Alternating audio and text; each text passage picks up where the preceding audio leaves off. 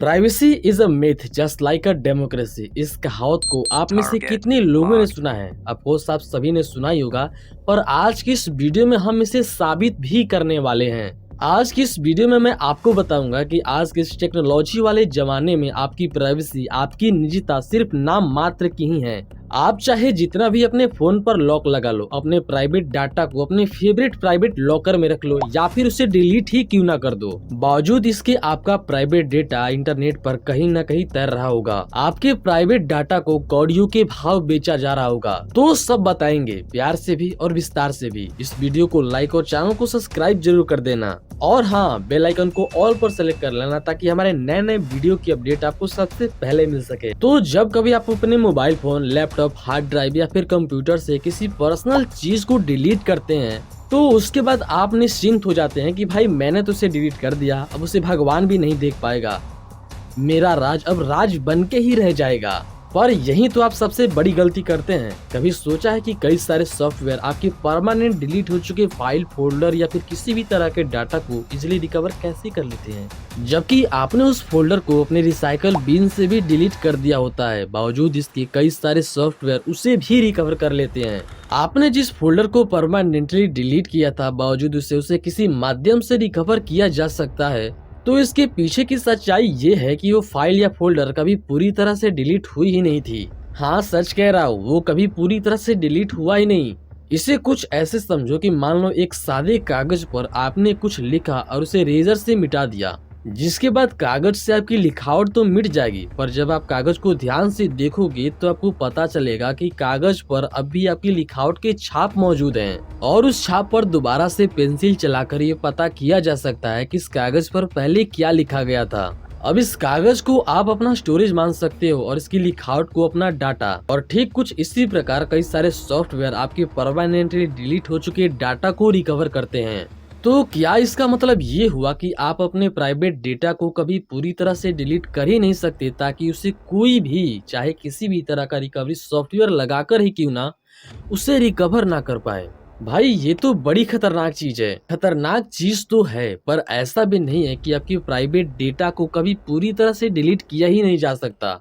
थोड़ा मुश्किल है, पर एक तरीका है जिसे आपके डिलीट किए हुए फोल्डर को किसी भी रिकवरी सॉफ्टवेयर के लिए उसे रिकवर करना काफी मुश्किल बन जाएगा। तो मान लो ये कागज आपकी स्टोरेज है और इस कागज पर आपकी लिखावट, आपका डाटा।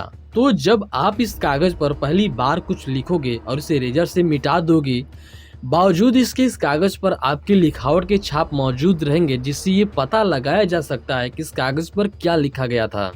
पर जब आप उसी जगह पर दोबारा से लिखोगे और उसे मिटाओगे, फिर से लिखोगे, फिर से मिटाओगे, फिर से लिखोगे, फिर से मिटाओगे, तो क्या आप ये बता सकते हो कि इस कागज पर पहले क्या लिखा गया होगा? नहीं ना। ठीक कुछ इसी प्रकार काम करता है आपके डिवाइस का स्टोरेज। जब आप डिलीट की हुई जगह पर दोबारा से किसी दूसरी फाइल को पेस्ट करोगे, डिलीट करोगे, पेस्ट करोगे, डिलीट करोगे, और जितनी ही बार आप ऐसा करोगे उतना ही मुश्किल होगा उस पहले वाले डाटा को रिकवर करना। और ऐसा कुछ 35 बार पेस्ट डिलीट करने के बाद उस पहले वाले फोल्डर को रिकवर करना किसी भी सॉफ्टवेयर के लिए लगभग नामुमकिन हो जाता है। आई रिपीट, लगभग। अब यहाँ कुछ बुद्धिजीवी लोग कहेंगे कि भाई मैं अपना डिवाइस किसी को दूंगा ही नहीं, ना मैं अपना डिवाइस किसी को दूंगा और ना कोई देख पाएगा मेरा सेंसिटिव डाटा। You very चालाक ब्रो। बहुत चालाक। पर नहीं, क्या हो अगर मैं कहूँ कि आपके पर्सनल डाटा को आपके डिलीट करने से पहले ही ऐसे कई सारे फैक्टर हैं जो उसे एक्सेस कर सकते हैं या फिर एक्सेस कर चुके हैं। ये भगवान क्या जुल्म है। जुल्म तो है, बताता हूँ कैसे। तो जब कभी आप किसी भी ऐप को इंस्टॉल करते हो तो वो आपसे कई सारी परमिशन मांगता है।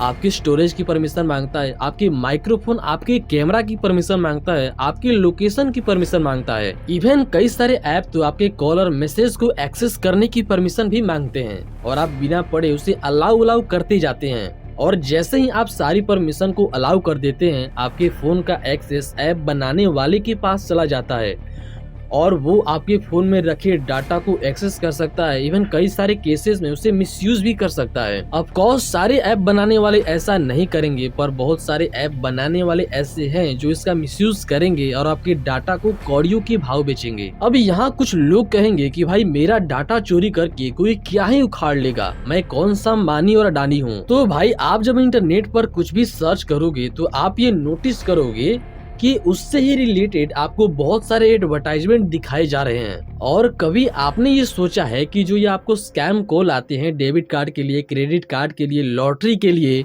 इनके पास आपका डिटेल कहाँ से आता है? सर मैं व्हाट्सएप की तरफ से बात कर रहा हूँ, व्हाट्सएप के हेड ऑफिस से, व्हाट्सएप की तरफ से मैंने कॉल की है। व्हाट्सएप कस्टमर ऑफिसर बात कर रहा हूँ न्यू दिल्ली से।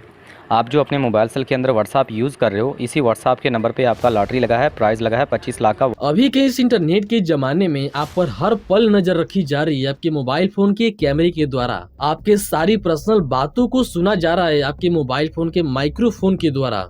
नहीं, मैं झूठ नहीं बोल रहा, मैं इसे साबित कर सकता हूँ। कभी सोचा है कि अमेज़न की अलेक्सा और गूगल की होम मिनी जैसी डिवाइस आपके वॉइस कमांड पर तुरंत रिएक्ट कैसे कर देती हैं? ये हर पल आपकी बातों को सुन रही हैं। कभी सोचा है कि जब आप अपने फेस को अपने मोबाइल फोन के कैमरे के सामने ले जाते हो तो आपका फोन अनलॉक कैसे हो जाता है? ये कैमरा आपको हर वक्त मॉनिटर कर रहा होता है। इवन आपकी कॉल को भी आपको बिना बताए सुना जा सकता है। तो अब ये सवाल आता है कि आखिर हम इन सारी चीजों से बचे कैसे, अपने पर्सनल डाटा को किसी गलत हाथों में जाने से रोके कैसे? तो इसका जो सबसे सरल आंसर है वो है कि सोशल मीडिया और इंटरनेट के दुनिया से कोसों दूर जंगलों में जाकर रहो और हुला लाला करते करते अपनी जिंदगी बिता दो।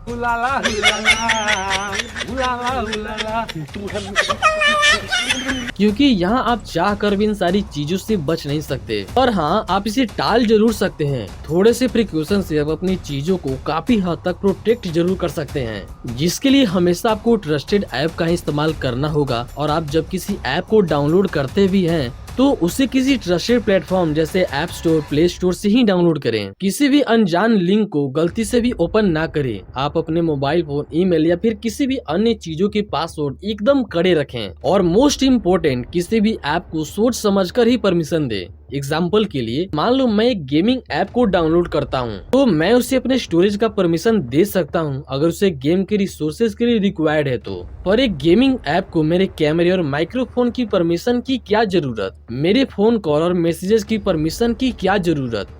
तो मैं इन सारी चीजों की परमिशन उसे नहीं दूंगा। ये सारी नॉर्मल बातें हैं, पर ध्यान रखना जरूरी है। और जाते जाते बस यही कहूंगा कि सावधान रहिए, सतर्क रहिए। अगर आपने ये वीडियो यहाँ तक देख लिया है तो आपको ये वीडियो भी जरूर पसंद आएगी। तो मिलते हैं आपसे एक और नए वीडियो के नए टॉपिक के साथ। तब तक के लिए जय हिंद।